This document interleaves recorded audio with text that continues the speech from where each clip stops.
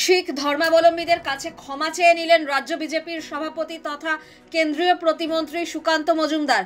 শিখ পুলিশের পাগড়িতে সুকান্ত চপ্পল ছুঁড়েছেন বলে দাবি করে মুখ্যমন্ত্রী মমতা বন্দ্যোপাধ্যায় সোমবার বিধানসভায় সরব হয়েছিলেন। মঙ্গলবার সমাজ মাধ্যমে সুকান্ত জানালেন, চপ্পল নয়, চপ্পলের আদলে তৈরি প্ল্যাকার্ড ছুঁড়েছিলেন তিনি, যা অনিচ্ছাকৃতভাবে তাঁরই দায়িত্বে থাকা এক কেন্দ্রীয় বাহিনীর পুলিশের পাগড়ির উপরে গিয়ে পড়ে।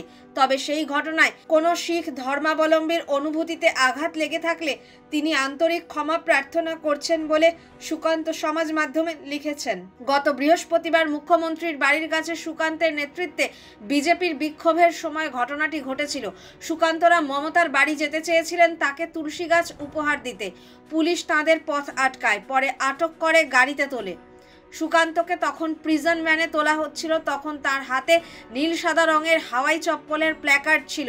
সেই প্ল্যাকার্ডই তিনি ছোড়েন, যা তারই নিরাপত্তার দায়িত্বে থাকা এক শিখ ধর্মাবলম্বী সিআইএসএফ জওয়ানের পাগড়িতে পড়ে। এই ঘটনায় সুকান্ত তথা বিজেপির বিরুদ্ধে বিবৃতি প্রকাশ করে অমৃতসরের শিরোমণি গুরুদ্বার প্রবন্ধক কমিটিতে লেখা হয়, কাজটি অত্যন্ত বেদনাদায়ক এবং শিখদের অনুভূতির প্রতি গভীর অবমাননাকর। শিখেরা পাগড়িকে সম্মান এবং মর্যাদার প্রতীক মনে করেন, তাই পাগড়ির উপর যে কোনো ধরনের আক্রমণ গুরুতর অপমান।